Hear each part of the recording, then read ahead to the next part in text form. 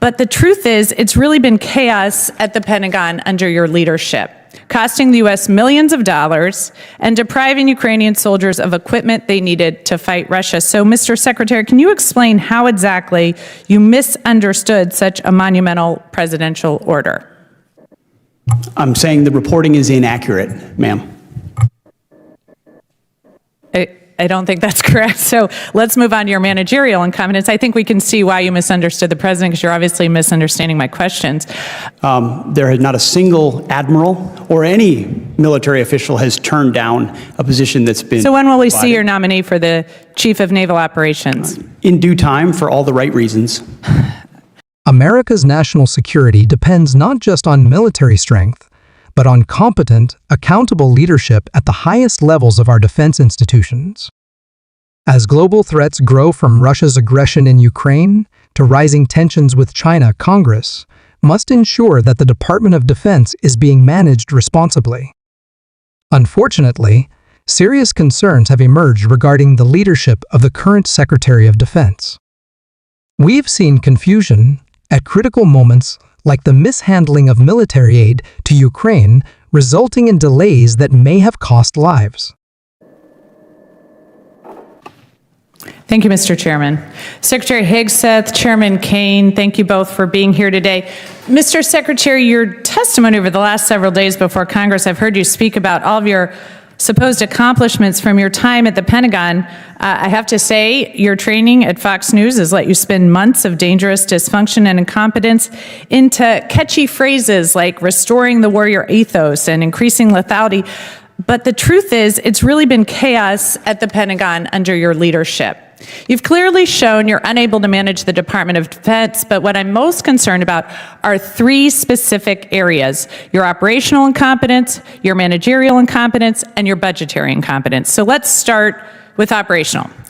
According to news reports, in your first week on the job, you got confused in a National Security Council meeting and thought President Trump wanted you to stop all aid to Ukraine.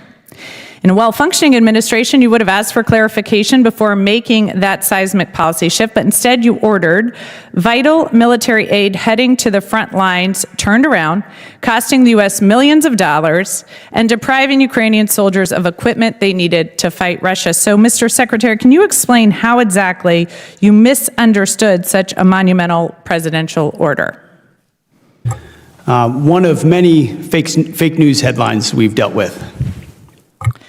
So President Trump told you to halt military aid to Ukraine on January 30th?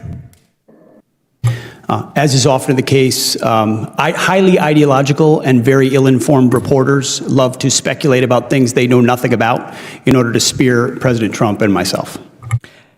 So it sounds like actually the reporting is correct, because I will say, if it wasn't a mistake, why did aid restart only a few days later? Again, we would take complete issue with what would some call reporting and others call a hatchet job.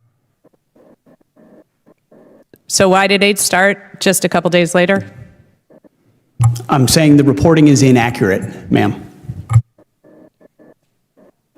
I don't think that's correct. So let's move on to your managerial incompetence. I think we can see why you misunderstood the president, because you're obviously misunderstanding my questions.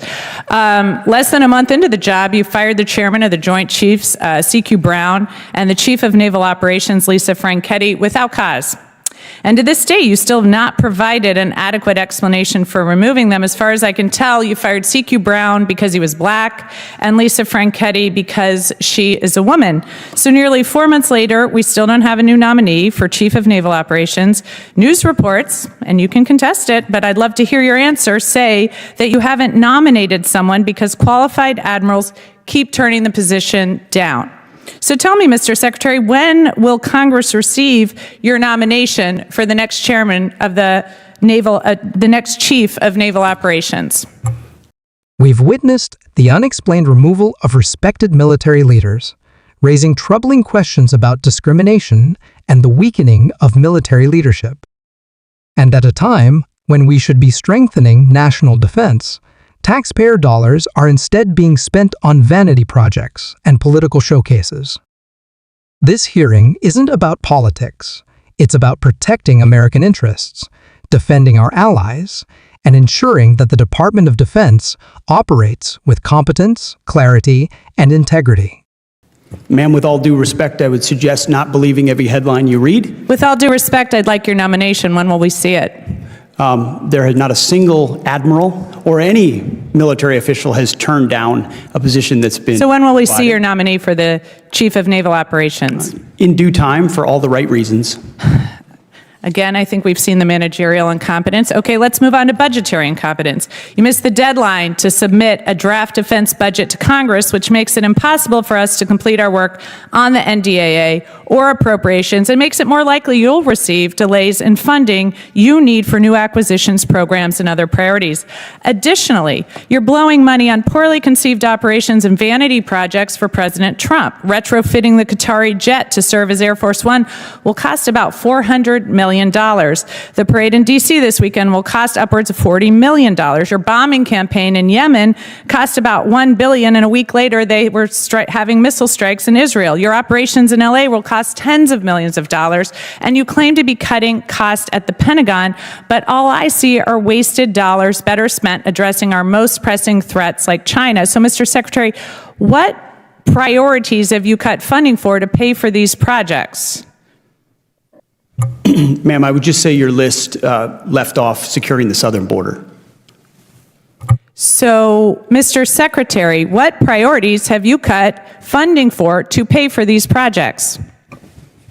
We make trade-offs every day, and I would imagine what we want to spend on is quite different than what the previous administration did. Well, I think Made the American those changes quickly, and they're reflected in this budget, and we're very proud of them. I think the American people can see why I'm so concerned about this incompetence. Thank you, and I yield back.